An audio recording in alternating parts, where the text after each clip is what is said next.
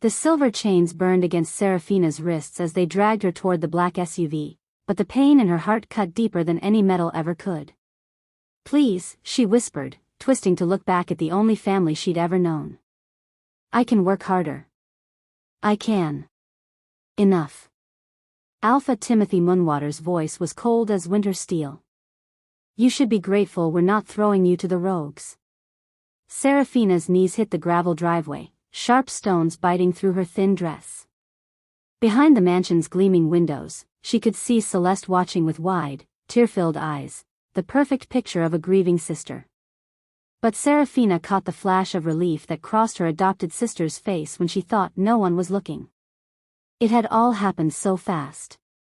One moment she was scrubbing the Kit Loveday floors, trying to stay invisible like always, and the next, Alpha Kael Blackthorne's men were at their door demanding payment for a debt she'd never known existed. "The Shadow Moon Pack doesn't wait," the lead enforcer had said, his scarred face emotionless. "Alpha Blackthorne wants his bride. Tonight." Luna Patricia had immediately pointed at Seraphina. "Take her. She's expendable." Expendable. 18 years of washing their clothes, cooking their meals, accepting their cruel words and dismissive looks, and she was expendable. "Sarah." Celeste's voice drifted from the doorway, sweet as poisoned honey. "I'm so sorry this is happening to you." The lie tasted bitter in the air between them. Seraphina had always known Celeste resented sharing even the smallest scrap of attention, but she'd never imagined her sister would watch her destruction with such quiet satisfaction. "How much?" Seraphina asked, struggling to her feet as the enforcers flanked her. "How much did they borrow?" Alpha Timothy exchanged a look with his Luna. 2 million. Your father, your real father, had gambling debts. When he died, they transferred to us as your guardians." Another lie. Seraphina's parents had died protecting the pack from rogues. Everyone knew that story. But now, facing the cold truth in Timothy's eyes, she realized how many lies had shaped her life. "That's not," she started. "The debt grew with interest over 13 years, Timothy continued. "Kael Blackthorne is collecting." Seraphina's stomach dropped. Kael Blackthorne was a legend whispered about in the darkest corners of pack gatherings. The alpha who'd taken control of Shadow Moon at 17 after slaughtering his own father. The man who collected debts in blood and terror. "I could work," she tried again, desperation clawing at her throat. "I could pay it back. Give me time." "With what?" Luna Patricia laughed, the sound sharp as breaking glass. "You have nothing. You are nothing. At least this way, you're finally useful." The words hit like physical blows. Seraphina had spent 13 years trying to earn their love, their acceptance, their basic human decency. She believed that if she just worked harder, complained less, stayed smaller, they might finally see her as family. She'd been a fool. "The alpha is waiting," the scarred enforcer said, checking his watch. "We leave now." "Wait." Celeste stepped forward, her golden hair catching the porch light like a halo. For one wild moment, Seraphina thought her sister might actually help her. "Can I say goodbye?" The enforcer nodded curtly. Celeste approached with tears streaming down her face, the picture of sisterly devotion. She pulled Seraphina into a hug, her lips close to her ear. "Thank you," Celeste whispered, so quietly only Seraphina could hear. "For being exactly what I needed you to be." The words cut deeper than the chains. Seraphina pulled back, staring into Celeste's face, the face she'd loved like a true sister's, and saw nothing but cold calculation behind the manufactured tears. "I hate you," Seraphina whispered back. Celeste's smile was small and victorious. "I know." The enforcers hauled Seraphina toward the SUV. Behind her, she could hear Luna Patricia comforting Celeste, promising her that everything would be fine now, that the terrible burden of their adopted daughter was finally lifted. As they shoved her into the back seat, Seraphina caught one last glimpse of the Moonwater mansion, the place that had never been home, filled with people who had never been family. Celeste stood in the doorway now, no longer bothering with tears, watching with satisfied eyes as the SUV pulled away. The chains around Seraphina's wrists seemed to tighten as they drove into the darkness, carrying her toward a fate she couldn't imagine and a man whose very name made grown wolves tremble. But for the first time in 13 years, she wasn't trying to make herself smaller. Alpha Kael Blackthorne wanted a bride? Fine. He could have one. Just not the broken, grateful girl the Moonwater Pack thought they were sending him. Chapter 2. The first thing Seraphina noticed about Alpha Kael Blackthorne wasn't his legendary scars or his intimidating size. It was how utterly silent he could be while radiating enough menace to make her wolf whimper in terror. He stood in the shadows of the Shadow Moon Pack's main hall like death incarnate, watching as his men dragged her through the massive oak doors. The chains around her wrists had rubbed her skin raw during the 3-hour drive, but she barely felt the pain. Every instinct screamed at her to submit, to drop her eyes, to make herself as small and unthreatening as possible. Instead, she lifted her chin and met his gaze head-on. Alpha Kael stepped into the light, and Seraphina's breath caught. He was younger than she'd expected, maybe 28 or 30, with black hair and eyes the color of winter storms. 3 parallel scars ran from his left temple to his jaw, and his hands bore the calluses of someone who'd never stopped fighting. But it was the cold intelligence in his stare that made her stomach drop. This wasn't a mindless brute. This was a predator who calculated every move. So, he said, his voice like gravel over silk. This is what the Moonwater Pack considers payment for $2 million. The way he looked at her, like she was livestock being evaluated for slaughter, sent fury shooting up her spine. I'm worth more than they ever gave me credit for. Several pack members chuckled darkly. The sound echoed off the stone walls, making the massive hall feel like a tomb. Kael raised an eyebrow. Are you? Guess you'll find out. The hall went dead silent. Seraphina could hear her own heartbeat pounding in her ears. She'd just mouthed off to the most dangerous alpha in 3 states, and every wolf in the room was waiting to see if he'd rip her throat out. Instead, Kael smiled. It wasn't a nice smile. Beta Timothy, he said without taking his eyes off Seraphina. Show our guest to her room. A mountain of a man stepped forward, his scarred face blank. This had to be the Beta the rumor spoke of, Timothy Steele, who'd supposedly killed 30 rogues with his bare hands during the border wars. He reached for Seraphina's arm with hands the size of dinner plates. Gently, Kael said, his tone casual but edged with warning. Timothy's grip loosened immediately. He guided Seraphina toward a stone staircase, his touch firm but not bruising. The small mercy confused her. Everything about this place screamed military precision and brutal efficiency, yet the Alpha had just protected her from unnecessary roughness. This way, Timothy rumbled, leading her up 2 flights of stairs. The Shadow Moon Packhouse was nothing like the Moonwater Mansion's gleaming surfaces and fake warmth. Here, everything was stone and steel and shadow. Weapons lined the walls, swords, axes, knives arranged in deadly patterns. The few pack members they passed moved with the fluid grace of trained killers, their eyes sharp and assessing. This wasn't just a pack. It was an army. Timothy stopped at a heavy wooden door. Your room. Seraphina expected a cell, maybe a basement storage area. Instead, she found herself in a spacious bedroom with a real bed, clean linens, and a fireplace already crackling with warmth. A small bathroom adjoined the main room, complete with hot water and toiletries. Dinner's at 7, Timothy said, removing her chains with surprising gentleness. Don't be late. He left without another word, but Seraphina heard the lock click into place. So she was a prisoner, just a comfortable one.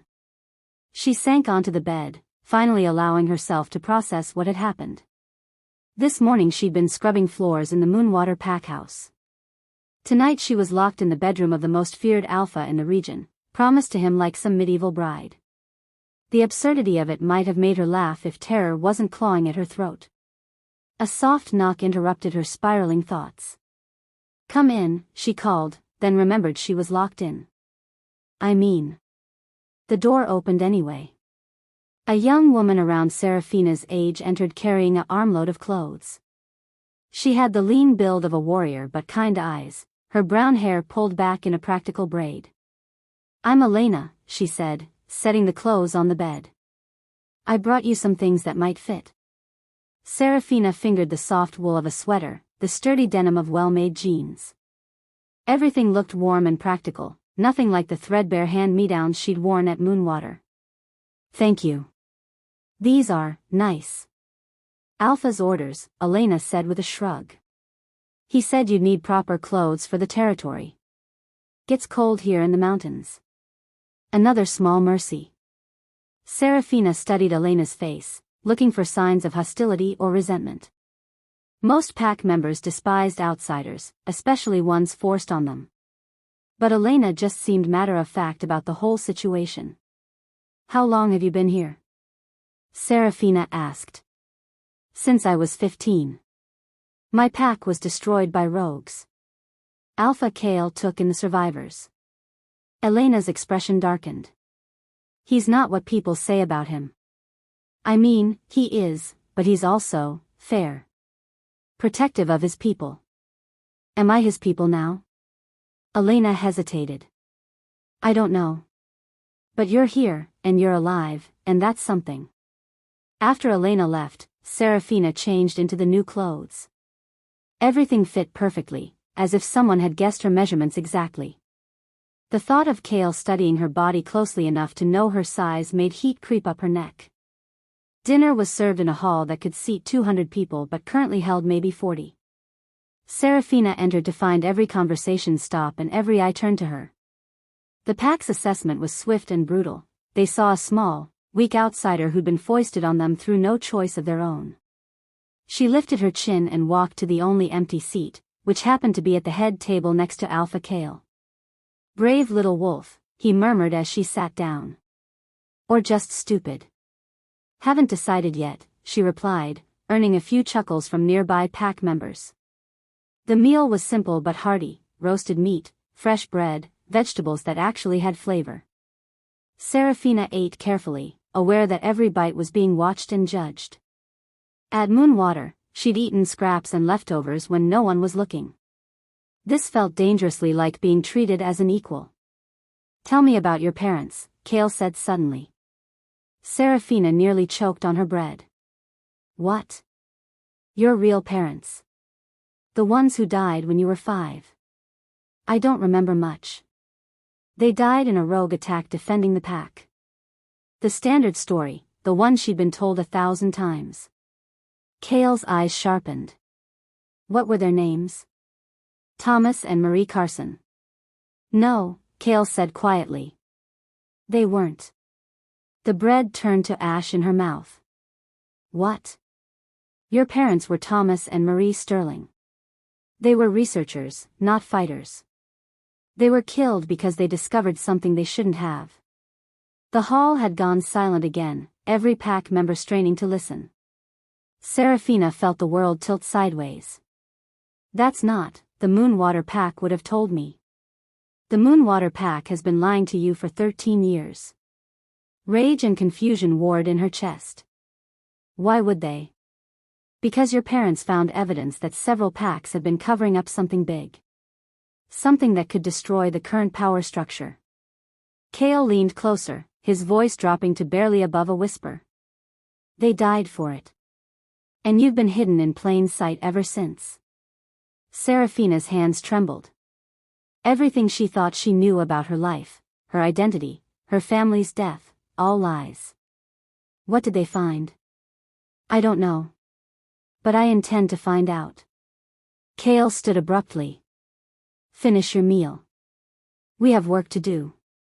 He led her from the dining hall through a maze of corridors to a massive library lined floor to ceiling with ancient books.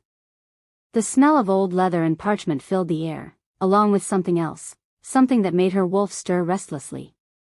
"Your parents were here once," Kael said, running his fingers along the spine of a particularly old tome. "They studied these texts for weeks before they died." "What kind of texts?" "Ancient pack histories.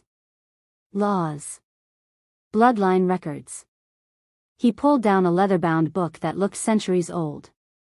Written in the old language. Most wolves can't read them anymore. Seraphina approached the book cautiously.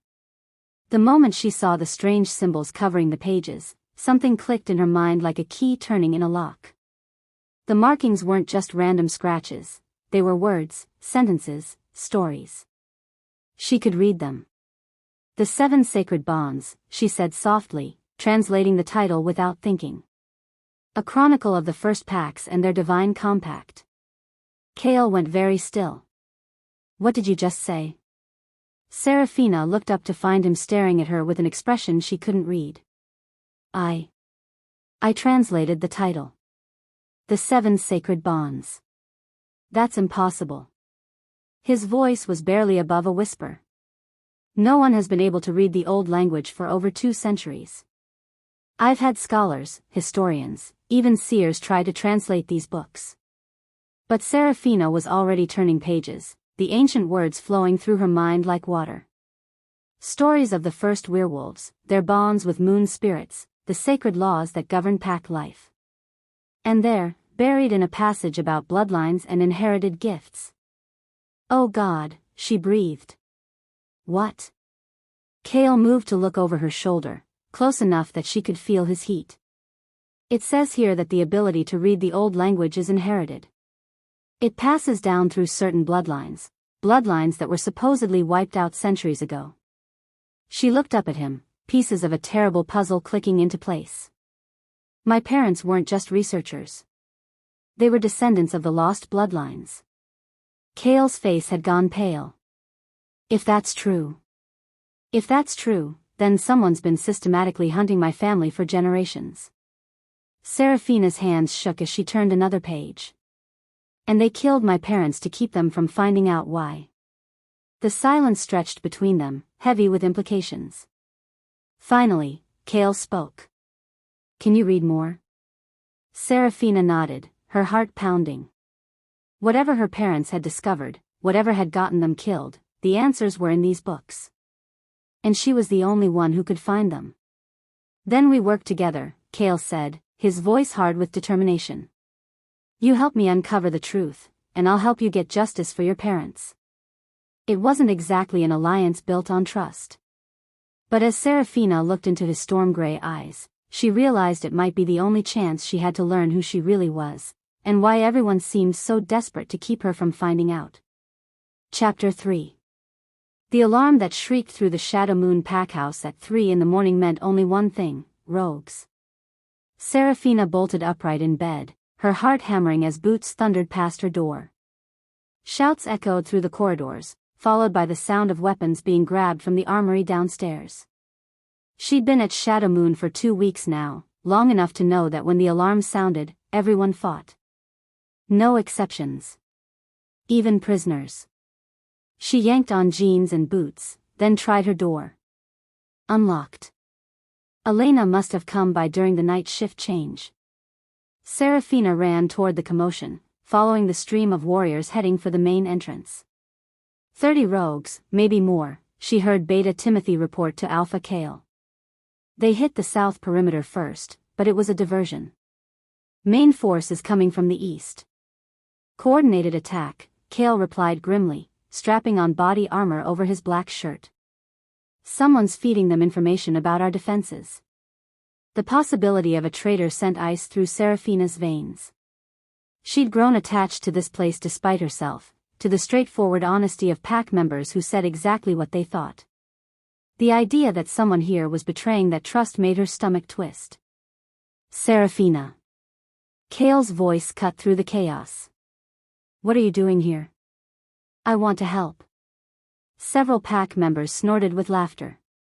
A few looked genuinely concerned for her mental health. You don't have a wolf, Timothy said bluntly. You'll just get yourself killed. I do have a wolf. The words came out harder than she'd intended. She's just different. Kael studied her face. Whatever he saw there made him nod slowly. Stay behind the main line. If things go bad, you run. Understood? Understood. The battle was chaos and blood and the stench of rogue wolves who'd lost all connection to humanity. Seraphina had never seen anything like it. The Shadow Moon warriors moved like a pack in truth, covering each other's backs, flowing around the enemy like water around stones. But there were so many rogues, and they fought with the desperate fury of creatures with nothing left to lose. She hung back as ordered, watching Kael tear through 3 rogues with deadly efficiency. He was magnificent and terrifying, every movement calculated to kill. But even he couldn't be everywhere at once. Elena went down hard, a massive rogue's claws raking across her chest. The wounds were deep, pumping blood onto the forest floor. The young woman who'd been kind to Seraphina from the first day was dying, and no one else was close enough to help. Something inside Seraphina snapped. She didn't remember shifting. One moment she was human, the next she was running on 4 legs toward Elena's still form. But these weren't the paws she'd expected. Instead of the brown or gray coat that ran in her adoptive family, silver fur gleamed in the moonlight. And the power that flowed through her wasn't the weak, late-blooming strength Timothy had dismissively mentioned. This was something else entirely. She reached Elena just as the rogue turned for a killing blow. Seraphina slammed into the creature's side, sending it tumbling into a tree trunk with enough force to snap its neck. Around her, the battle seemed to pause as every wolf, rogue and pack member alike, stared at the silver wolf that had appeared from nowhere. Seraphina ignored them all. She placed her muzzle against Elena's wounds and felt the power flow out of her like warm honey. The bleeding stopped first, then the gashes began to close. Within minutes, Elena was sitting up, whole and healthy, staring at Seraphina with wonder. "Impossible," someone whispered. A roar of fury brought Seraphina's attention back to the battle. The rogue Alpha, a massive gray beast with yellow eyes, was charging straight for her. She braced herself, but Kael got there first. The 2 alphas collided with enough force to shake the ground, rolling and snapping in a deadly dance. The rogue was bigger, but Kael was smarter. He used the creature's momentum against it, rolling away at the last second to let his opponent crash into another tree. Before the rogue could recover, Kael's jaws closed around its throat. The battle was over. Seraphina shifted back to human form, suddenly aware that she was naked and surrounded by staring pack members. Elena quickly wrapped her in a jacket, but the damage was done. Everyone had seen the silver wolf. Everyone had seen the healing. "Well," Beta Timothy said finally. "That's new." The pack meeting 3 hours later was unlike anything Seraphina had ever experienced. Instead of sitting in the back corner like usual, she found herself at the head table next to Kael, facing 40 curious and somewhat unsettled faces. "A silver wolf hasn't been seen in over 300 years, Dr. Sarah Loveday, the pack's historian, reported. She was a small, precise woman who treated werewolf lore like a science. And healing abilities, there are Lu. Chapter 4. The pictures were already waiting on Kael's desk when Seraphina stumbled down to his office, her head still pounding from whatever Celeste had slipped into her tea. She knew something was catastrophically wrong the moment she saw his face. Gone was any trace of the warmth that had been growing between them. Instead, he looked at her with the cold fury of a man who'd been played for a fool. "Explain this." His voice was arctic as he turned his laptop screen toward her. Seraphina's stomach dropped. The photos showed her in bed with someone, a man whose face was conveniently turned away from the camera. Her shirt was unbuttoned, his hands on her skin, their bodies positioned to suggest intimate contact. To anyone looking, it would seem like she'd been caught in a passionate affair. "That's not what happened," she said immediately. "Kael, I swear to you, that's not." "Not what?" "Not you in bed with another man?" His gray eyes were like winter storms. "Because that certainly looks like you." "Someone drugged me. Celeste put something in the tea, and then." "Celeste?" Kael's laugh was bitter. "Your sister who drove 6 hours to check on you? Who was worried sick about your well-being?" "She's not my sister." The words exploded out of her. "She's never been my sister. She hates me, and she did this to destroy what I've found here." What you found here? Kael stood slowly, his considerable height making the space feel smaller. What exactly did you think you'd found, Seraphina? The way he said her name, like it tasted sour, made something crack inside her chest. I thought maybe I'd found a place where I mattered. Where someone might actually care about you. He walked around the desk until he was standing too close, using his size to intimidate. Is that what you thought this was? Some kind of fairy tale where the beast falls for the beauty? Don't. Her voice broke. Don't do this. You played me perfectly, Kael continued, his voice getting colder with each word.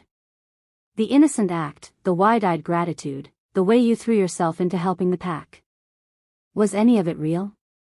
All of it was real. Then explain the photos. I can't explain them because I don't remember them. Desperation clawed at her throat. Someone set this up. Someone wanted you to see exactly what you're seeing. Someone. Kael's tone made it clear he didn't believe her. How convenient that you remember nothing. Test me, she said frantically. Test my blood. You'll find traces of whatever drug. Enough. The word came out like a physical blow. I've heard enough lies. Beta Timothy appeared in the doorway, his face grim. Alpha? Is everything all right? Escort Seraphina to the territory border, Kael said without taking his eyes off her face. She's no longer welcome in Shadow Moon lands. The words hit her like bullets. Kael, please. Just listen to me. I am listening. And what I'm hearing is a woman who'll say anything to avoid the consequences of her choices. He turned away from her, dismissing her as easily as throwing away trash. You have 1 hour to gather your things. After that, if you're found on my territory, you'll be treated as a rogue. Timothy's hand settled on her shoulder, not unkindly but with unmistakable finality. Come on. Let's get you packed. Seraphina wanted to fight, to scream, to shift and tear apart everything in the room until someone listened to her. Instead, she let Timothy lead her away, knowing that any protest would only make her look more guilty. Behind them, she heard Kael's voice, quiet but carrying, and Timothy? Make sure she understands that this banishment is permanent. An hour later, Seraphina stood at the edge of Shadow Moon territory with a single bag containing the clothes Elena had given her. Everything else, the sense of belonging, the growing hope, the possibility of love, lay in ruins behind her. Timothy had driven her to the border in silence, his usual gruff kindness replaced by professional distance. Even he believed the photos. Even he thought she was capable of such betrayal. For what it's worth, he said as she climbed out of the truck, I'm sorry it ended this way. Are you? She turned to face him. Or are you relieved that the outsider is finally gone? Timothy's expression didn't change. The Alpha's word is law. Even when the Alpha is wrong? Especially then. He put the truck in reverse. Take care of yourself, Seraphina. And stay out of pack territories. Most Alphas aren't as merciful as Kael. Merciful. As if destroying her heart and casting her out like garbage was mercy. Seraphina watched the truck disappear, then shouldered her bag and started walking. She had no destination, no plan, no idea where to go or what to do next. For the first time in her life, she was completely alone. The irony wasn't lost on her. She'd spent 18 years feeling like an outsider in her adoptive family, and the moment she'd found somewhere she might belong, it had been ripped away. Her phone buzzed with an incoming call. Hope flared in her chest. Maybe Kael had realized his mistake, maybe someone had found evidence of the setup, but the caller ID made her blood freeze. Celeste. For a moment, Seraphina considered ignoring it. But she needed answers, and Celeste was the only one who could provide them. Hello, little sister, Celeste's voice was warm honey with poison underneath. How are you settling into your new life as a rogue? What did you do? Seraphina's voice came out hoarse. I protected my family, Celeste said simply. You were always a threat, Sarah. Even when you were small and broken and trying so hard to please everyone. I knew eventually you'd become a problem. I saved Elena's life. I helped win a battle. How was I a threat? Oh, sweetie. Celeste's laugh was like breaking glass. You really don't know, do you? You have no idea what you actually are. What are you talking about? A silver wolf with healing powers? Do you know how rare that is? How dangerous. You could have challenged Alpha Kael's authority just by existing. And the way he looked at you. Celeste's voice turned ugly. Like you were something precious.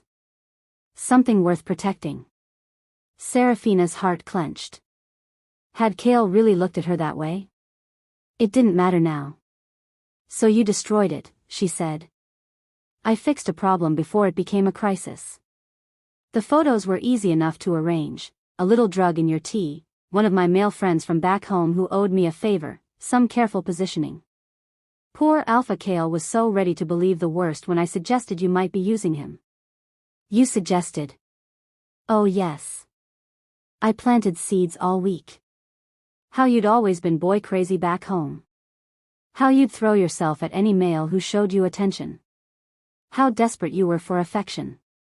Celeste's satisfaction was sickening. By the time he saw those photos, he was primed to believe exactly what I wanted him to believe.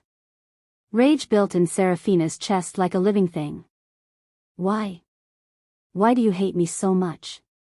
Because you never knew your place. Celeste's composure finally cracked. 18 years I had to share my parents, my home, my life with some pathetic orphan who should have been grateful for scraps. And still it wasn't enough for you. You had to be special. You had to have powers that I'll never have. I never asked for any of this. No, you just took it.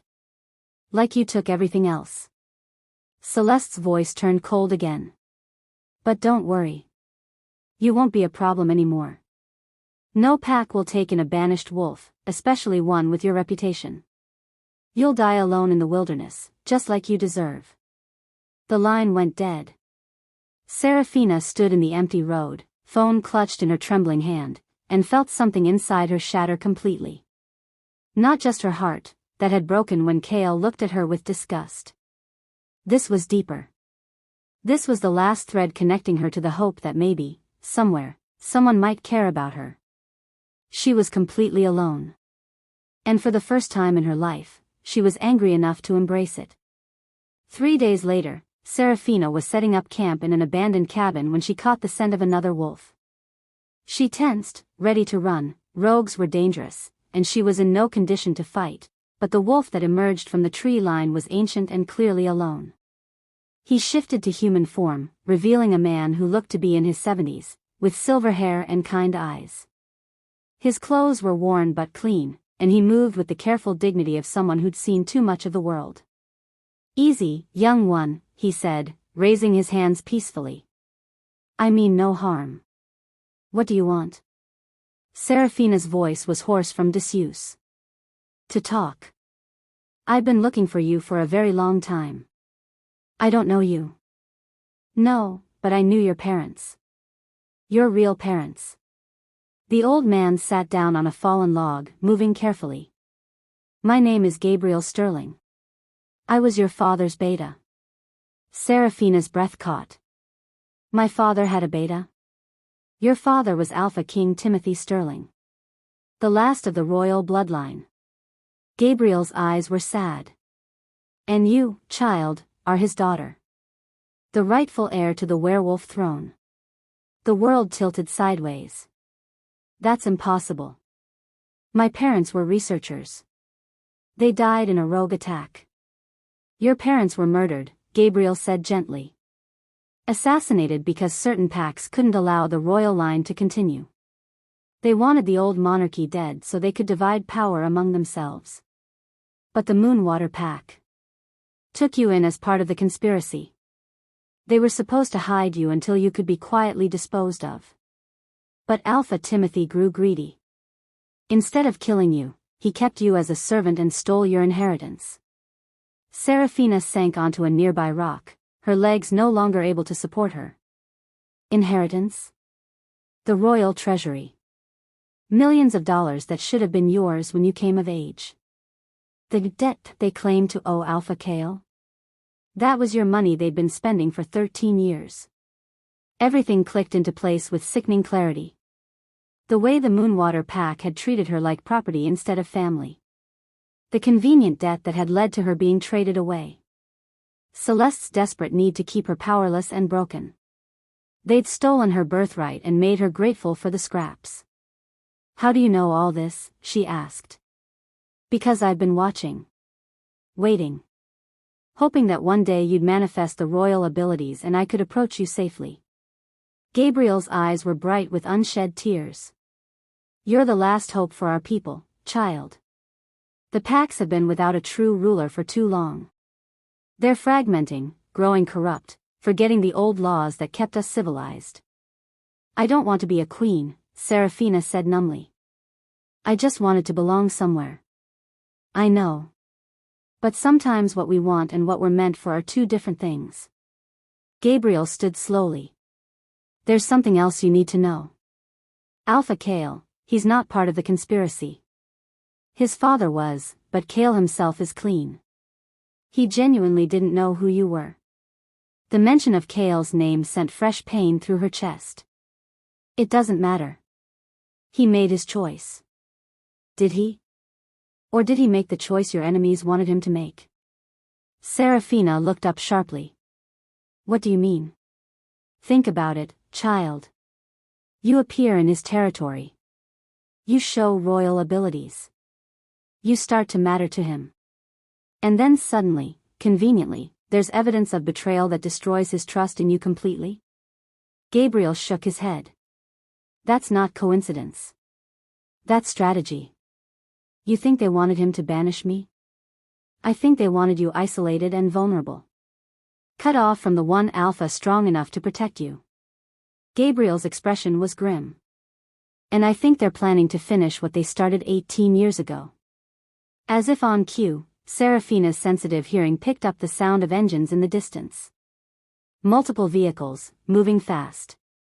They found us, Gabriel said, his face going pale. Who found us? The ones who killed your parents. The ones who've been hunting you your whole life. Gabriel grabbed her arm. Run, Your Highness. Run, and don't stop until you reach someone who can protect you. I'm not leaving you. You are, Gabriel said firmly. Because you're the future of our people, and I'm an old man who's already lived his life. The sound of engines was getting closer. There's a safe house 50 miles north. Gabriel pressed a piece of paper into her hand. Go there. Contact Alpha Kael. Tell him what I've told you. He won't believe me. He will, Gabriel said with surprising confidence. Because by now, he's starting to realize he was played. How do you know? Gabriel smiled sadly. Because I know what it looks like when a man realizes he's destroyed the best thing that ever happened to him. The engines were very close now. Go, Gabriel urged. Go, and reclaim what's yours. For the first time in days, Seraphina felt something other than despair. It wasn't hope, not yet. But it was anger. Clean, bright fury at everyone who tried to control her, use her, destroy her. They wanted a queen. Fine. They could have one. But she was going to be the kind of queen they'd never expected, the kind that conquered rather than begged for acceptance. Gabriel, she said as she prepared to shift and run. Yes, Your Highness. When I come back, I'm coming back with an army. And for the first time since the photos had appeared on Kael's desk, Seraphina smiled. Chapter 5. The silver wolf that emerged from the forest clearing wasn't the same creature that had fled Shadow Moon territory 3 months ago. This wolf moved with lethal grace, every step radiating the kind of authority that made other predators step aside. When she shifted back to human form, Seraphina Sterling, no longer the scared girl who'd answered to the name her captors had given her, stood tall and commanding in the dawn light. Again, she called to the small group of wolves watching from the tree line. And this time, don't hold back because you think I'm fragile. Timothy, a young male who'd been cast out from his pack for challenging a corrupt alpha, shifted uneasily. Your Highness, we don't want to hurt. You can't hurt me, Seraphina interrupted, her voice carrying the ring of absolute certainty. Not anymore. But if you keep treating me like glass, you're not helping me become what I need to be. Gabriel Sterling emerged from the cabin that had become their training base, approval evident in his weathered features. 3 months of intensive training had transformed his lost princess into something magnificent and terrifying. Gone was the submissive girl who'd begged for scraps of affection. In her place stood a woman who commanded respect simply by breathing. She's right, Gabriel told the assembled group of outcasts and rogues who'd sworn themselves to her service. The old bloodline doesn't just carry healing powers. It carries the authority to rule. And our queen needs to learn to use every weapon at her disposal. Seraphina nodded grimly. The first month had been the hardest, unlearning 18 years of conditioning that told her to make herself smaller, quieter, less threatening. Gabriel had been ruthless in breaking down those mental barriers, forcing her to embrace the royal power that sang in her blood. The ability to heal is just the beginning, he told her during one particularly brutal training session. Your ancestors could command pack bonds, compel truth, even influence the shift itself. These powers have been dormant in your line for generations, but they're awakening in you. He'd been right. As Seraphina had grown stronger physically, her abilities had expanded in ways that sometimes frightened her. She could sense lies now, feel the emotional bonds between pack members like threads of light. And when she gave a direct command, even the strongest wolves found it nearly impossible to disobey. Your Highness, a female voice called from the edge of camp. Tara, a former pack doctor who'd been exiled for treating rogues, approached with obvious urgency. We have a problem. Seraphina felt the shift in atmosphere immediately. Whatever Tara had discovered, it was serious. What is it? I've been monitoring pack communications like you asked. There's news from Moonwater territory. Tara's expression was grim. They've declared you dead. The words hit like a physical blow. Even though Seraphina had expected something like this, hearing it confirmed made her stomach drop. Show me, she said. Tara led her to the communications station they'd set up in the main cabin. The equipment was military grade, salvaged from a rogue attack on a government facility. On the screen was a news report from the Regional Pack Council. The tragic death of Seraphina Carson, adopted daughter of Alpha Timothy Moonwater, the reporter was saying. According to Pack officials, Miss Carson was killed in a rogue attack while traveling between territories. Her body was never recovered, but witnesses confirmed the attack was fatal. Celeste appeared on screen next, her face a perfect mask of grief. Sarah was like a real sister to me, she said, dabbing at dry eyes with a tissue. She was always so brave, so determined to help others. I just wish she'd been more careful. Lying bitch, Tara muttered. Seraphina watched in cold fury as the report continued. Alpha Timothy and Luna Patricia spoke about their beloved adopted daughter, painting a picture of a cherished family member whose loss had devastated them. Every word was a lie, every tear was manufactured. But the worst part came at the end. Miss Carson's inheritance from her biological parents will now be distributed according to pack law, the reporter concluded.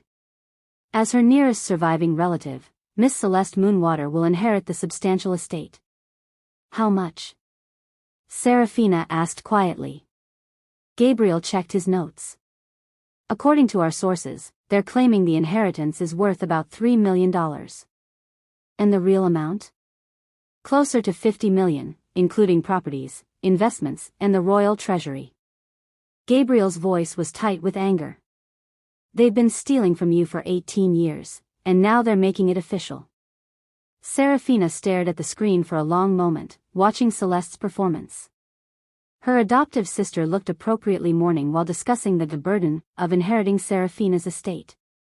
The lies came so easily, so naturally, that Seraphina wondered if Celeste even remembered what truth felt like anymore.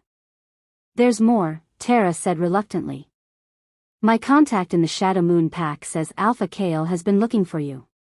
Searching every territory, following every lead. Something clenched in Seraphina's chest. Looking for me? Apparently he figured out the photos were staged. Found the male who posed with you, some friend of Celeste's who bragged about the setup in the wrong bar. Tara's expression softened slightly. Word is, he's been tearing himself apart with guilt. Good, Seraphina said, but the word tasted like ash. Despite everything, despite the way he'd thrown her away without a second thought, she couldn't completely kill what she'd felt for Kael. He deserves to suffer, Gabriel said firmly. He chose to believe the worst of you instead of trusting what he knew to be true. Yes, he did. Seraphina turned away from the screen. And now he gets to live with that choice. But even as she said it, she couldn't ignore the part of her that wondered what might have happened if Kael had just listened. If he'd trusted her enough to investigate instead of immediately believing the worst. It didn't matter now. She wasn't the same person who'd loved him. That girl was gone, buried under months of training and the weight of royal responsibility. We need to accelerate our timeline, she said, shifting back into command mode. If they've declared me officially dead, they'll move faster to consolidate power. How many do we have now? 47 sworn to your service, Gabriel reported. Another dozen who've expressed interest but haven't committed yet. And pack support? 6 smaller packs have indicated they'd recognize your claim if you can prove your bloodline. The larger packs are still playing wait and see. Seraphina nodded. It wasn't an army yet, but it was a start. What about the evidence we've been gathering? Financial records proving the theft, DNA confirmation of your parentage, testimonies from wolves who knew your parents. Tara ticked off the items on her fingers. Plus the communication intercepts showing coordination between the major packs to suppress the royal line. Is it enough? Gabriel considered. It's enough to cast serious doubt on the current power structure. Whether it's enough to restore the monarchy. He shrugged. That depends on how much support you can rally. Seraphina walked to the window, looking out at the small camp that had become her kingdom. 47 wolves who'd sworn themselves to a dead girl's cause. It wasn't much, but it was more than she'd had 3 months ago. And she was no longer the frightened young woman who'd begged Kael to believe her innocence. Tara, I want you to reach out to every contact you have in the medical community. Make sure they know what Celeste did with those drugs, what the Moonwater Pack has been covering up. Seraphina's voice was steady, controlled. Gabriel, contact the smaller packs who've expressed interest. Tell them it's time to choose sides. And then? Gabriel asked. Seraphina smiled, and there was nothing soft or uncertain about it. Then we go home. The first sign that something had changed came when Seraphina walked into the neutral territory bar where she'd arranged to meet with potential allies. Conversation stopped mid-sentence as every wolf in the place turned to look at her. She wasn't trying to be intimidating. She was simply being herself, the self she discovered under Gabriel's ruthless training. But the effect was immediate and unmistakable.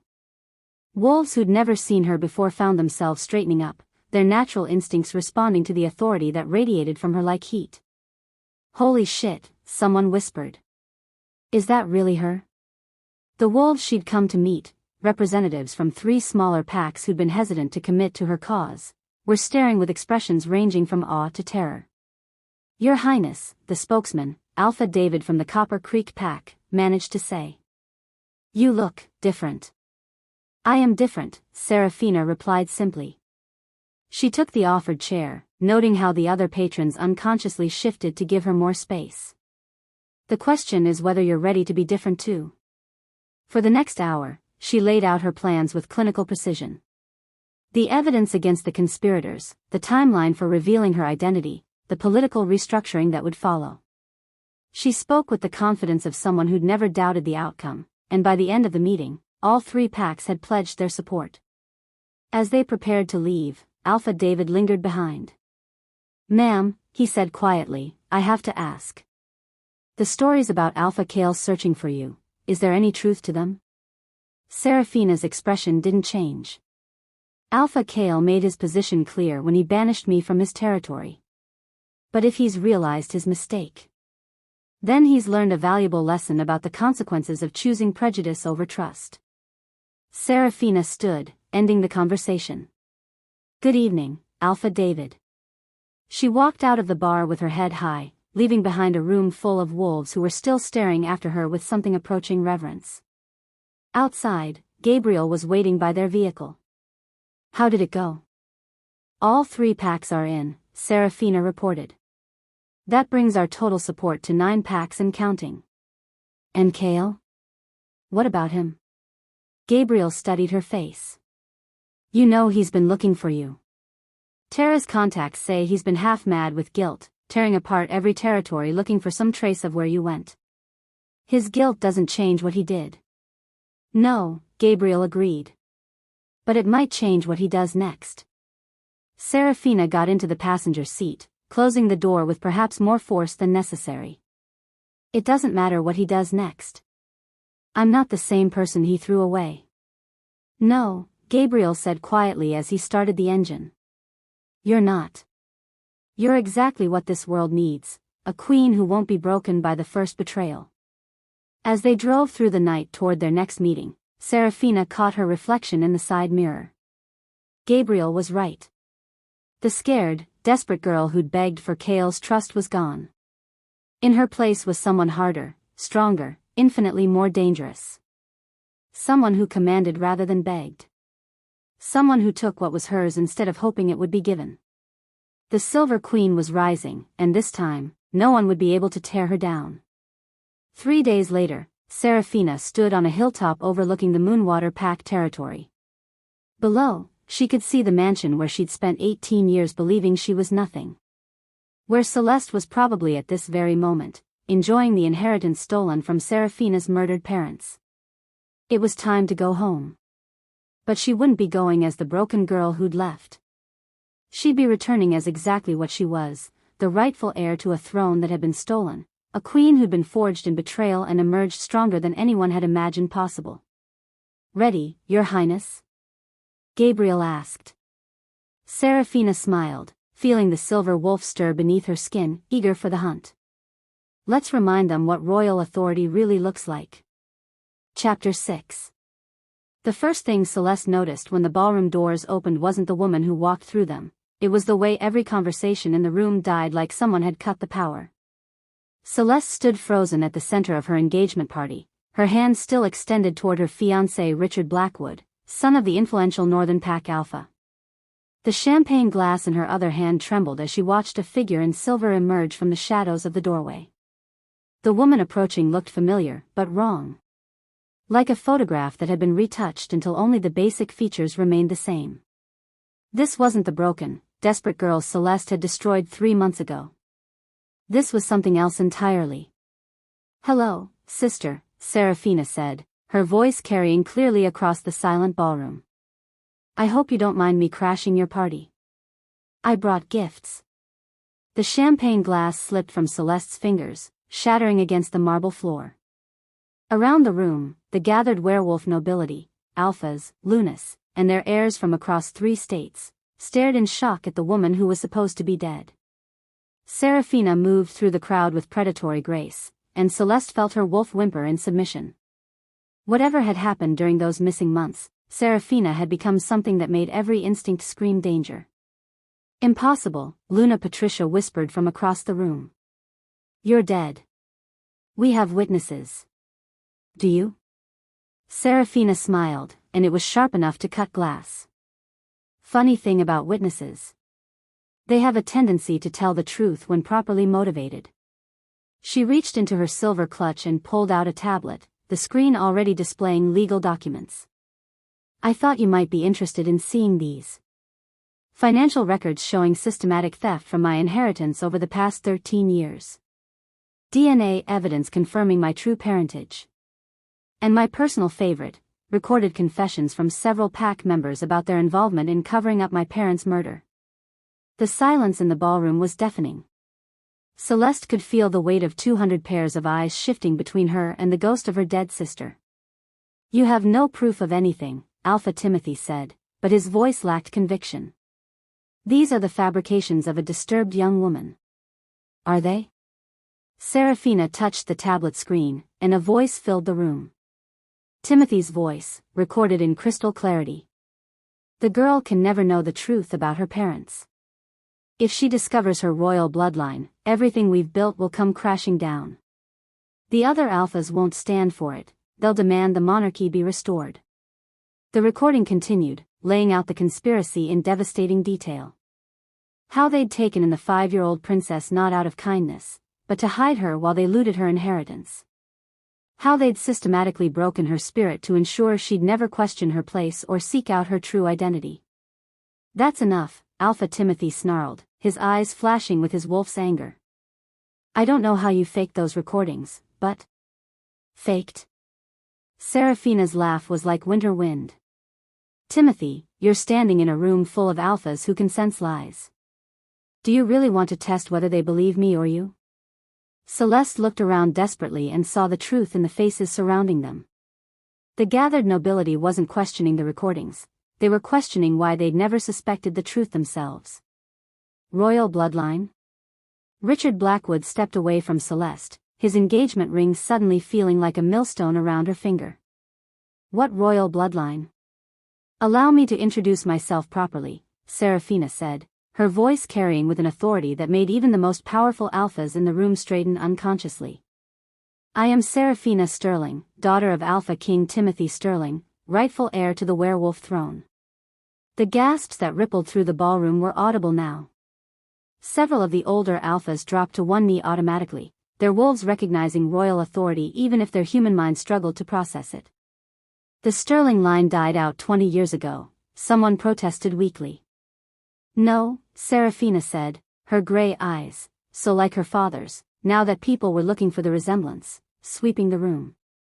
The Sterling line was murdered by conspirators who wanted to divide royal power among themselves. But they made one crucial mistake. She stepped closer to Celeste, close enough that her adoptive sister could smell the deadly calm radiating from her. They let the princess live. Celeste's world was crumbling around her, but she wasn't going down without a fight. You're insane, she said, her voice rising with hysteria. This is all some elaborate delusion. Sarah was always unstable, always desperate for attention. Was I? Seraphina's voice remained perfectly level. Is that why you had to drug me to create those compromising photos? Is that why you've spent 18 years systematically destroying my self-worth? Because I was so naturally unstable? The mention of drugging sent another wave of shock through the assembled guests. Celeste felt the noose tightening around her neck, but panic made her reckless. I don't know what you're talking about.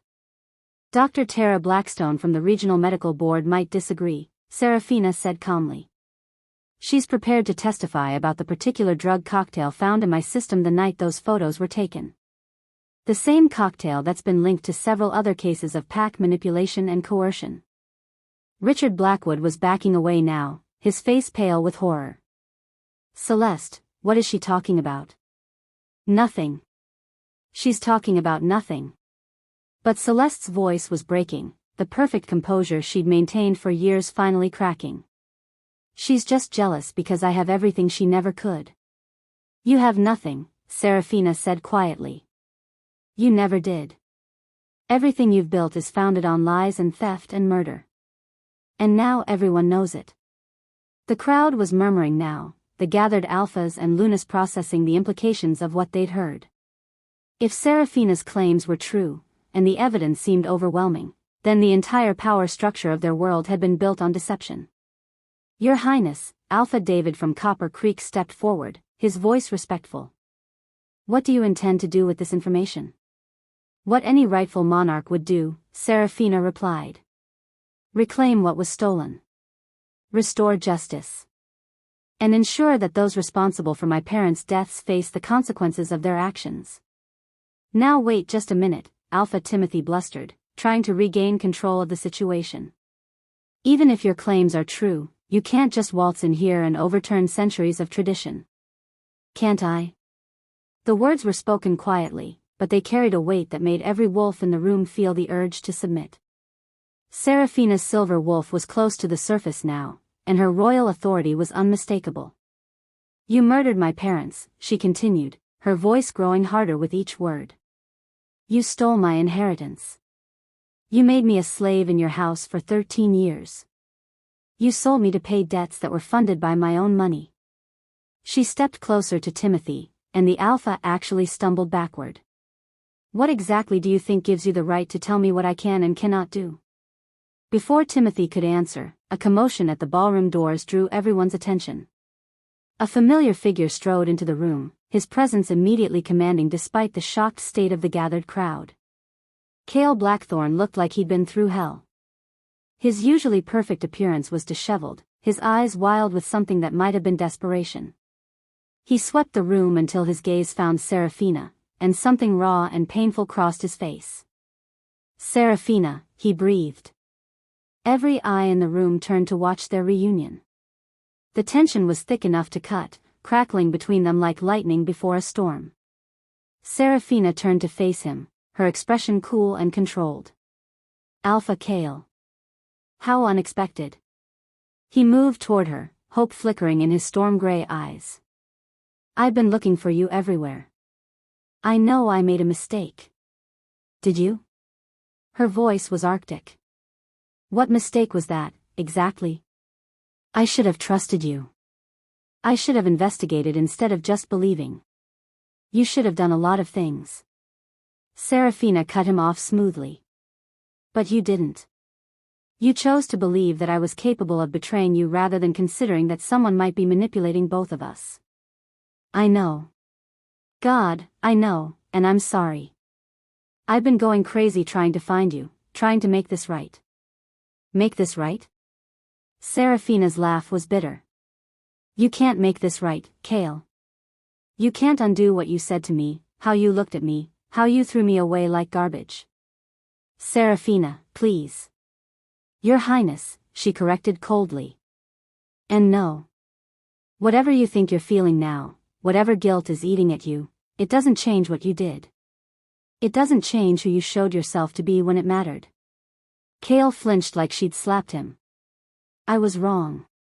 I was an idiot, and I was wrong, but what we had was based on a lie, Seraphina said firmly. You thought I was some broken girl who should be grateful for your attention. You never saw me as an equal, never trusted me as a partner.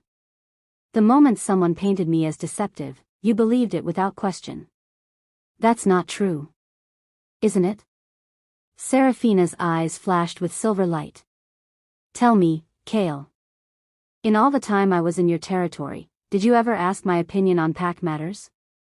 Did you ever treat me as anything more than a pretty debt payment who might warm your bed? The silence stretched between them, damning in its completeness. I thought so, Seraphina said softly. You wanted a mate, not a partner. A possession, not a queen. And what if I've changed? Kael's voice was desperate now.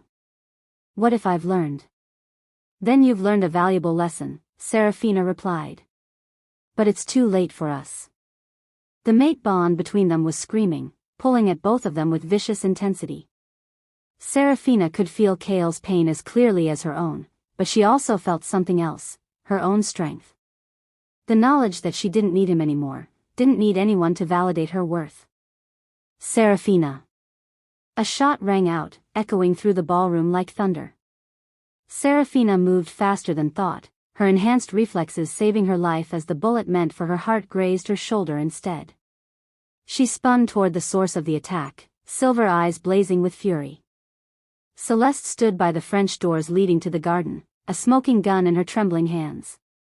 Behind her, 3 figures in black moved through the doorway, rogues, their red eyes marking them as the feral wolves who'd given up their humanity for bloodlust. You should have stayed dead, Celeste snarled, her perfect facade completely shattered now. I worked too hard to let you ruin everything. Celeste, Richard breathed, staring at his fiancée in horror. What have you done? What I should have done years ago. Celeste raised the gun again, but her hands were shaking too badly to aim properly. Kill the freak before she destroys everything. The rogues moved toward Seraphina with predatory intent, but something in their coordinated movement made her blood run cold. These weren't random attackers. They were working with Celeste. You recognize them, don't you? Celeste's voice was hysterical now, but triumphant. You should. They're the same rogues who killed your precious parents 20 years ago. The words hit Seraphina like a physical blow.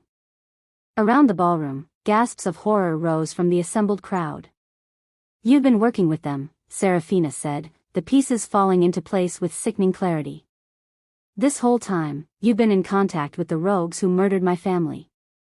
Someone had to make sure you never learned the truth, Celeste laughed, the sound sharp and broken. Someone had to clean up the loose ends. The admission sent shockwaves through the room. Working with rogues was the ultimate taboo in werewolf society, punishable by death in most territories. Celeste, Alpha Timothy's voice was horrified. Tell me you didn't. I did what I had to do. Celeste screamed. For us. For our family. To protect everything we built. But the rogues were moving now, and Seraphina realized with crystal clarity that this had been the plan all along. Create chaos, reveal the truth, then eliminate her in the confusion. Too bad you won't live to enjoy your crown, the lead rogue growled, his voice barely human. Seraphina smiled, and for the first time since entering the ballroom, it was genuine. You know what? She said, rolling her shoulders as silver light began to emanate from her skin. I was hoping someone would give me an excuse to demonstrate why royal blood is something to be feared. The transformation that followed wasn't like any shift the assembled wolves had ever seen. Silver light exploded outward from Seraphina's position, and when it faded, the silver wolf standing in the center of the ballroom radiated power like a small sun. But she wasn't alone. Around the room, every wolf present felt the compulsion in their bones, the undeniable call of royal authority demanding protection for their rightful queen. As one, 40 of the most powerful werewolves in 3 states shifted and positioned themselves between Seraphina and her attackers. The reckoning had begun. Chapter 7. The blood hadn't even finished pooling on the ballroom floor when Luna Patricia Moonwater began to laugh. It wasn't the sound of hysteria or madness, it was the cold, calculated laughter of someone whose carefully laid plans had finally been exposed. Around her, 40 shifted wolves maintained their protective circle around Seraphina, while 3 dead rogues served as a reminder of what happened to those who threatened werewolf royalty. You still don't understand, do you? Patricia said, stepping over the body of the lead rogue without a flicker of emotion. You think this was Celeste's plan? My poor, stupid daughter couldn't orchestrate a birthday party, let alone a royal assassination. Seraphina, still in her magnificent silver wolf form, fixed Patricia with eyes that burned like molten silver. The Luna's words carried the weight of truth, something deeper and more sinister than a jealous sister's revenge. Mother, shut up, Celeste hissed, but Patricia ignored her. 20 years I've waited for this moment, Patricia continued, her composure cracking to reveal the venom beneath. 20 years of playing the devoted Luna, raising that little brat, pretending to care about pack welfare. Do you know how exhausting it is to pretend to love a child whose very existence threatens everything you've worked for? Alpha Timothy stepped forward, his face pale with dawning horror. Patricia, what are you saying? I'm saying that your beloved Luna has been lying to you for 2 decades, Patricia snapped. Just like she lied about Celeste's father. The silence that followed was deafening. Even the shifted wolves seemed to hold their breath. Celeste isn't your daughter, Timothy, Patricia said with cruel satisfaction. She's the daughter of Alpha Vincent Thorne, the man who helped me plan the attack that killed the royal family. Seraphina shifted back to human form, her royal authority making the air itself seem to vibrate with power. Vincent Thorne, she said, her voice carrying clearly across the ballroom. Former beta to the Crescent Moon Pack. Declared rogue 5 years ago for territory violations. Not rogue, Patricia corrected with a twisted smile. Undercover. Building an army of displaced wolves while we consolidated power through legitimate channels. The pieces were falling into place with sickening clarity. Seraphina felt Gabriel's presence behind her. He'd arrived with their forces during the attack, and his low growl confirmed her suspicions. Vincent was your father's beta, Gabriel said quietly. He had access to royal schedules, security protocols, everything needed to plan the perfect assassination. And Patricia was his inside contact, Seraphina continued, her voice growing harder with each word. The Luna who could provide information, alibis, and most importantly, a way to hide the surviving princess in plain sight. Timothy looked like he'd been gutted. All these years. Patricia, all these years you've been playing the long game, Patricia finished. Vincent needed someone on the inside of the pack structure while he built his rogue army. I needed someone with legitimate alpha status to provide cover for our operations. You were the perfect useful idiot. And Celeste? Seraphina asked. Insurance, Patricia said without a trace of maternal feeling. A backup heir in case something happened to me. Vincent's bloodline combined with my intelligence, raised to believe she deserved everything that was yours by right. Celeste made a sound like a wounded animal. Mother, you said I was special. You said I deserved. You deserved nothing, Patricia snapped. You were a tool, just like Timothy, just like this entire pack. The only difference is that you were supposed to be my tool, not some sniveling disappointment who couldn't even keep a simple girl under control. The cruelty in her voice was breathtaking. Around the ballroom, the assembled werewolf nobility watched in stunned silence as the conspiracy that had shaped their world for 2 decades unraveled before their eyes. The inheritance, Alpha David said suddenly. If you've been stealing from the royal treasury. We've been funding Vincent's operations for 20 years, Patricia confirmed. Building an army, corrupting pack officials, eliminating anyone who got too close to the truth. The money had to come from somewhere. $50 million, Seraphina said softly. My parents' life's work, their legacy for their people, used to build the very army that murdered them. Poetic justice, don't you think? Patricia's smile was razor-sharp. The royal fortune funding the royal downfall. That's when the windows exploded. Glass showered the ballroom as black-clad figures poured through every opening. Not rogues this time, these moved with military precision, their coordination speaking of extensive training. Vincent Thorne's army, finally showing themselves. Now! Patricia screamed. The battle erupted with vicious intensity. The 40 wolves who'd shifted to protect Seraphina found themselves outnumbered 3-1 as more attackers flooded in through the main doors. These weren't the mindless rogues from before, these were trained soldiers with a specific mission: eliminate the Silver Queen and anyone who stood with her. Seraphina shifted instantly, her silver wolf form blazing with royal power. Around her, the protective circle held, but barely. Gabriel fought at her right flank, his experience evident in every calculated strike. But they were being pushed back, overwhelmed by sheer numbers. Then the far wall exploded inward. Kael Blackthorne burst through the debris in his massive black wolf form, followed by what looked like half the Shadow Moon pack.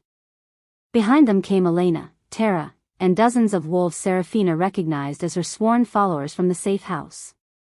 The cavalry arrives, Gabriel panted as he ripped out the throat of an attacker. But Seraphina's attention was fixed on Kael. He'd come for her. Despite everything between them, despite her rejection, he'd brought his entire pack to fight at her side. Their eyes met across the chaos of battle, and for a moment, the mate bond flared between them like a living thing. Then Kael threw himself into the fight, cutting a bloody path toward her position. Together, he said as he reached her side, his mental voice carrying clearly despite his wolf form. Together, she agreed, pushing aside her emotional turmoil for the more immediate concern of staying alive. They moved like they'd been fighting side by side for years instead of being separated for months. Kael's brute strength complemented Seraphina's speed and healing abilities perfectly. When he left himself open for a devastating attack, her power flowed out to close his wounds. When enemies tried to overwhelm her with numbers, his fury scattered them like leaves. But even with reinforcements, the battle was brutal. Vincent's army had been planning this for years, and they fought with the desperation of wolves who knew failure meant death. There, Gabriel shouted over the chaos, pointing toward the far end of the ballroom. Vincent's here. Through the melee, Seraphina caught sight of the man who'd orchestrated her parents' murder. Alpha Vincent Thorne was massive even in human form, his scarred face twisted with rage as he directed his forces. Next to him, Patricia coordinated the attack with cold efficiency. "End this," Kael said, his voice rough with exhaustion. "Go. We'll hold them." Seraphina hesitated for a heartbeat. Leaving the main battle meant leaving Kael to face overwhelming odds without her healing abilities. "Go," he repeated firmly. "Finish what they started." She went. Her path to Vincent was blocked by enemy wolves, but Seraphina's royal authority cut through them like a blade. These weren't rogues who'd lost their humanity, these were pack wolves, and their wolves recognized her birthright even if their human minds rejected it. They hesitated, fought their own instincts, and in those moments of confusion, she struck. "Vincent Thorne," she called as she approached the man who'd destroyed her family. He turned, and she saw her father's killer for the first time. He was everything she'd expected, cold, calculating, utterly without remorse. But there was something else in his eyes when he looked at her. Recognition. "You look just like her," he said conversationally. "Your mother." She had the same silver eyes, the same stubborn tilt to her chin. "Did she fight back?" Seraphina asked. "When you murdered her?" "She tried." Vincent's smile was cruel. "But she was protecting you, and that made her weak. She chose love over strategy, sentiment over survival. The same mistake you're making now. The only mistake I made was waiting this long." Their fight was brief and vicious. Vincent was experienced, brutal, and completely without honor. But Seraphina was royal blood in full fury, and she'd been trained by Gabriel Sterling himself. When Vincent's claws raked across her ribs, her healing ability kicked in instantly. When his superior size threatened to overwhelm her, her speed kept her just out of reach of his killing strikes. The end came when Vincent overcommitted to what should have been a finishing blow. Seraphina ducked under his attack, came up inside his guard, and buried her claws in his throat. "This is for my parents," she said as the light faded from his eyes. But the battle wasn't over. "Sarah." She spun toward the scream and saw Celeste charging across the ballroom, a silver knife gleaming in her hand. Not just any knife, a ceremonial blade that reeked of wolfsbane and other toxins designed to prevent healing. They collided in the center of the destroyed ballroom, rolling across broken glass and spilled blood. Celeste fought with the desperate fury of someone who had nothing left to lose, while Seraphina fought with the cold precision of someone who'd already won. "You ruined everything," Celeste sobbed as they grappled for control of the knife. "I was supposed to be special. I was supposed to matter." "You could have mattered," Seraphina said, finally managing to pin her adoptive sister to the ground. "You could have chosen to be better than them." "Easy for you to say," Celeste spat. "You're the precious princess. You're the chosen one. What was I supposed to be?" "My sister," Seraphina said simply. "If you'd wanted to be." For a moment, something flickered in Celeste's eyes. Regret, maybe, or the ghost of what might have been. Then it hardened back into hate. "I'd rather die than live in your shadow." She lunged upward with the knife, aiming for Seraphina's heart. The blade was inches from its target when Seraphina caught Celeste's wrist, stopping the strike cold. "Then live in the light," Seraphina said, and instead of ending her adoptive sister's life, she simply held her there until the fight went out of her. Around them, the battle was winding down. Vincent's army had scattered after their leader's death, and Patricia was in custody, held by two of the largest Shadow Moon warriors. "It's over," Gabriel said, approaching with obvious relief. "The conspirators are contained, the army is routed. Your Highness, you've won." Seraphina looked around the destroyed ballroom, at the blood and bodies and broken glass that represented 20 years of lies finally coming to light. Then she looked at Celeste, still pinned beneath her, tears streaming down her face. "No," she said quietly. "We've all lost enough." She stood, leaving Celeste on the ground but alive. Around them, the surviving members of the werewolf nobility waited for her judgment. "According to pack law," Alpha David said carefully, "treason against the royal bloodline is punishable by death." "According to pack law," Seraphina agreed. But I'm not interested in more death today. She turned to face the assembled alphas, every inch the queen she'd been born to be. Patricia Moonwater, you stand accused of conspiracy to commit murder, theft of royal inheritance, and treason against the crown. Timothy Moonwater, you stand accused of willful negligence and conspiracy to conceal royal identity. Celeste Moonwater. She paused, looking down at her broken adoptive sister. You stand accused of attempted murder and conspiracy. The punishment for these crimes is traditionally execution, Gabriel said formally. Traditionally, Seraphina agreed. But tradition failed us once before. Perhaps it's time for something new. She looked at each of the accused in turn, then at Kael, who'd shifted back to human form and was watching her with an expression she couldn't quite read.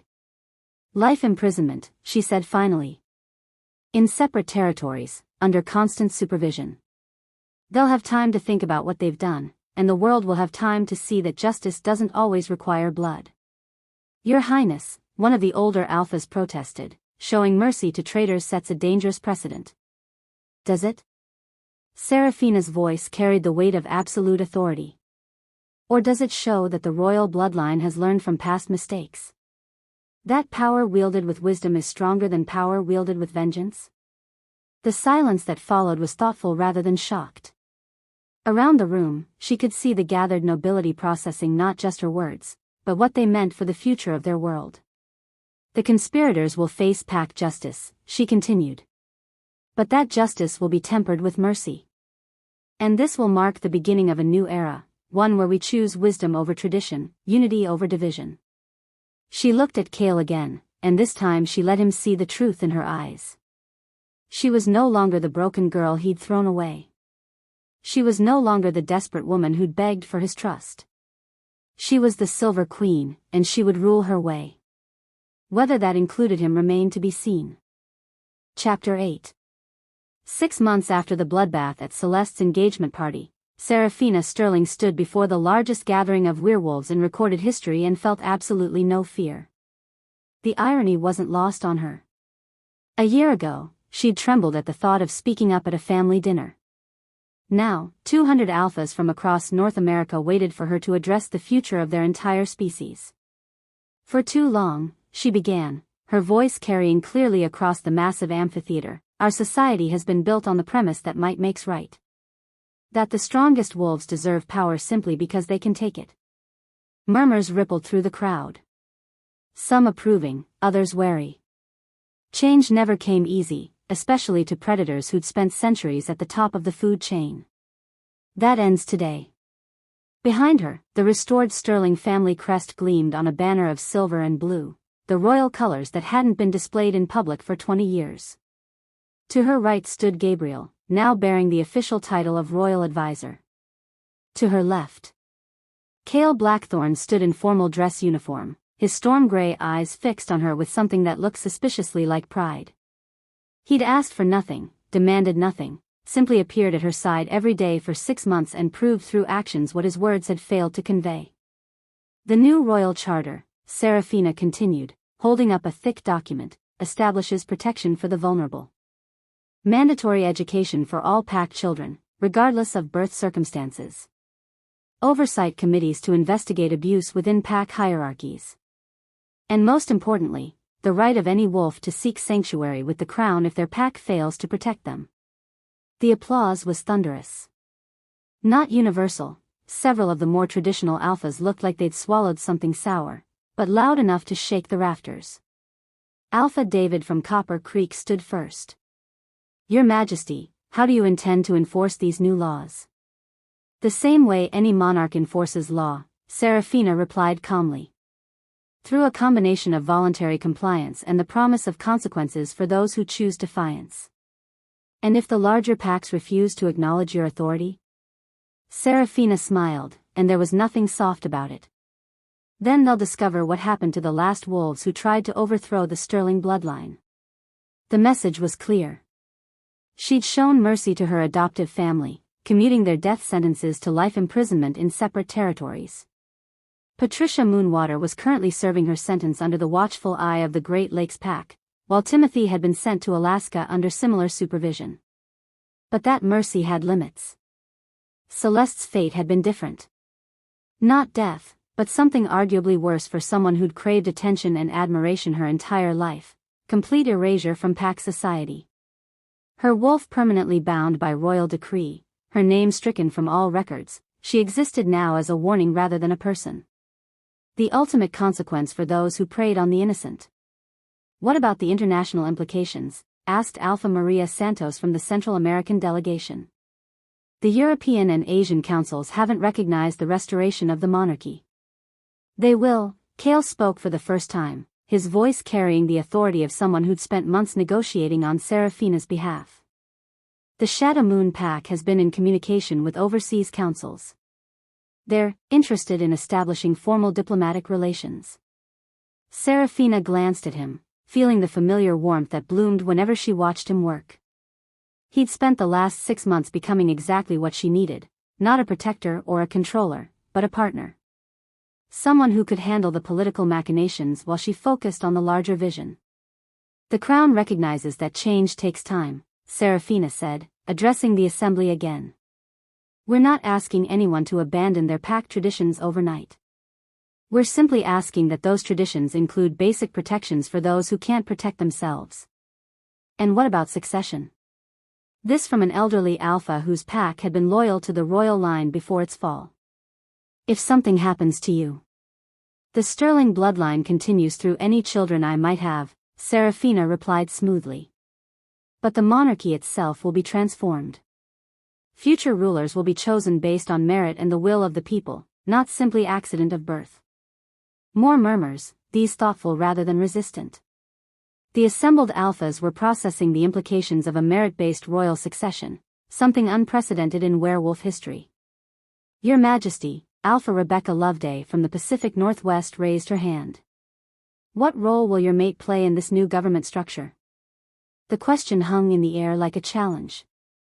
Everyone knew about Kael's public pursuit of forgiveness, his unwavering support despite Seraphina's initial rejection. The werewolf rumor mill had been spinning for months about whether she'd actually accepted him as her mate. "My mate," Seraphina said clearly, "will serve as my equal partner in all decisions affecting our people.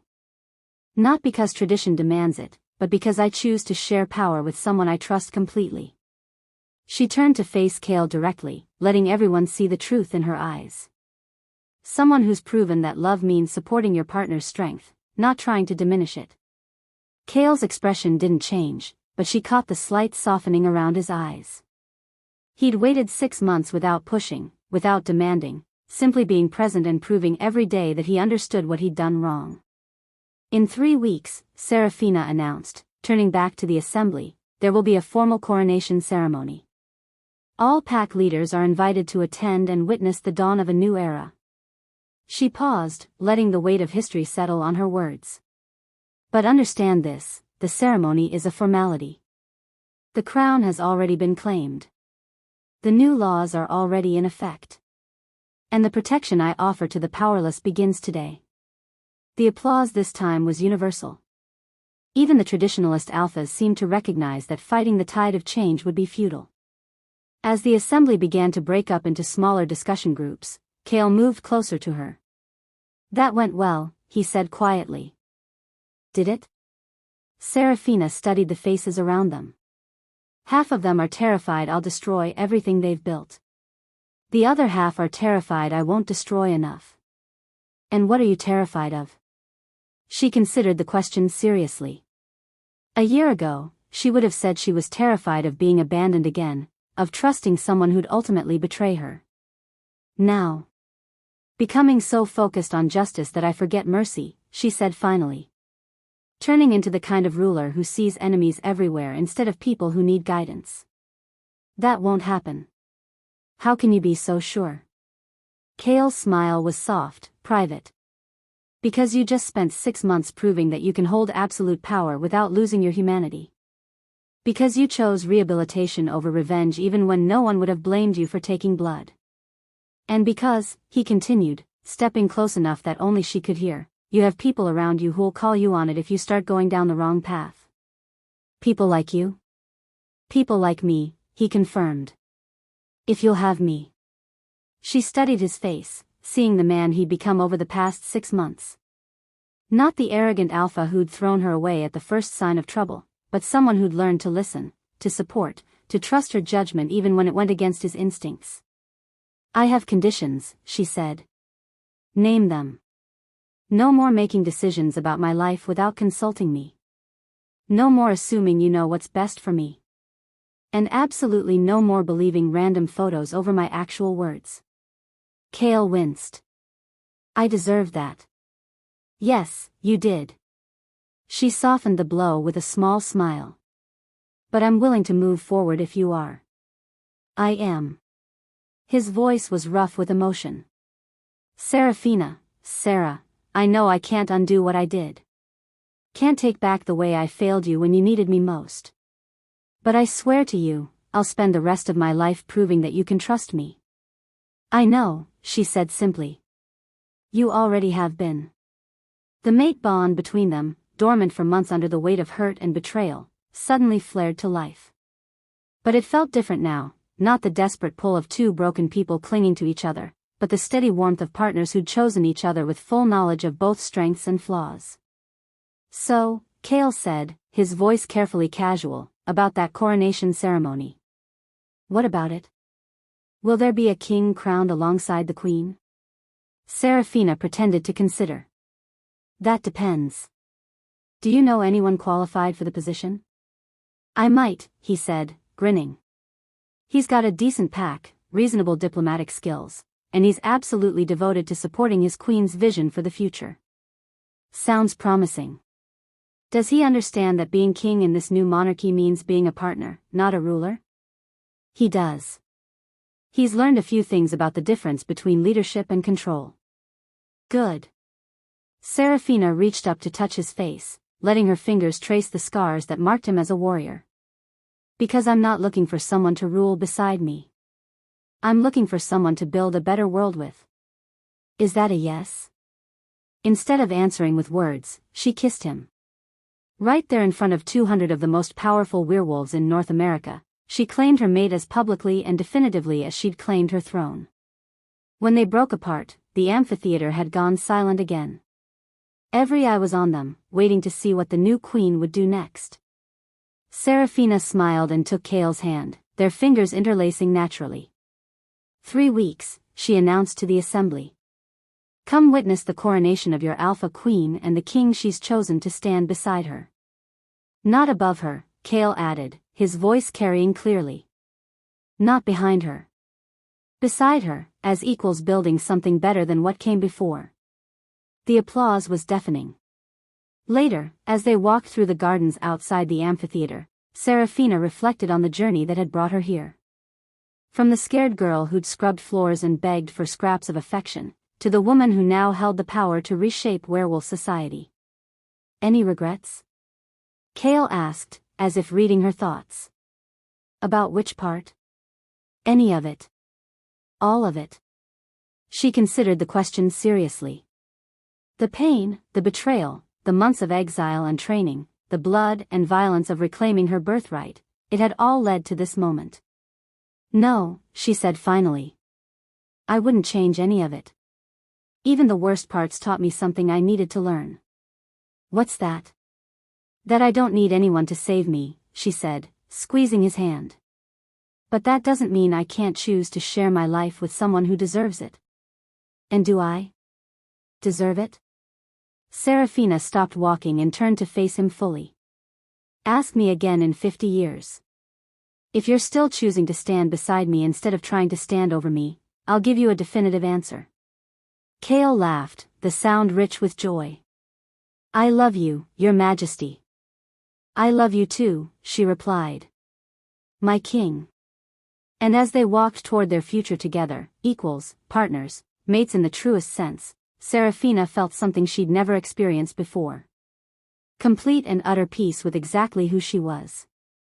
The Silver Queen had claimed her crown, her mate, and her destiny. And she was just getting started.